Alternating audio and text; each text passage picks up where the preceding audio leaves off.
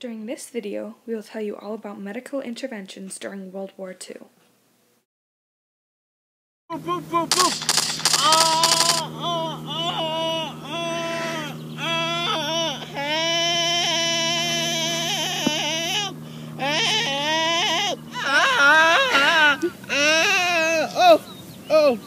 Hey. Where? I got shot in the leg. Help me. It hurts. It hurts. Oh. Morphine is a pain-killing drug first isolated by Friedrich Turner in 1804. It was discovered as the first active alkaloid extracted from the opium poppy plant.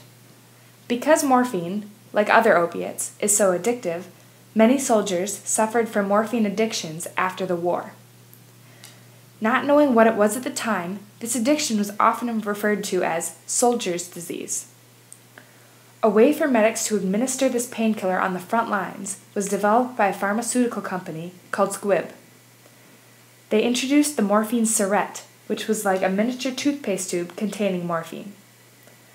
A needle could be attached to one side, and this is how medics could inject wounded soldiers efficiently. Its effects, however, lasted only for about an hour.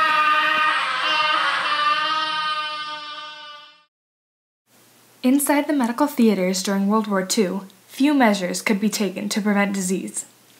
Mainly, sterilization of tools and thorough cleaning of bandages were the precautionary measures taken by nurses, doctors, and surgeons. A Thomas splint like this one was invented by Hugh Owens Thomas in 1875. It was a critical piece of medical equipment used on severe and complicated leg wounds in World War II. This treatment first involved immobilization of the limb, typically in an attempt to begin healing a fractured femur or thigh bone. The injury often occurred from being shot in the upper leg. If not treated immediately, injuries such as these could become infected, or bone fragments could cause internal damage to nerves and blood vessels. These second-hand effects could lead to paralysis or death.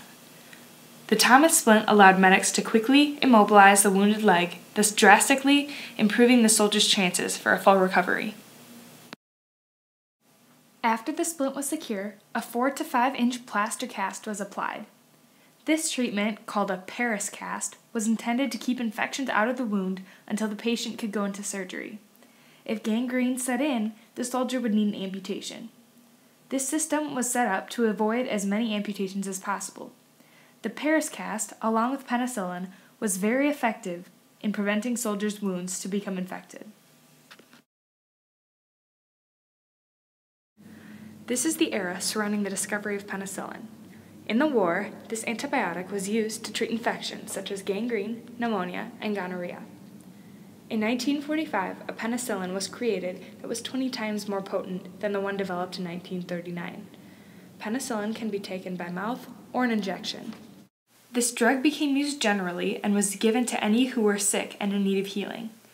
Eventually, the mass production and overuse of this antibiotic caused penicillin to lose its effectiveness.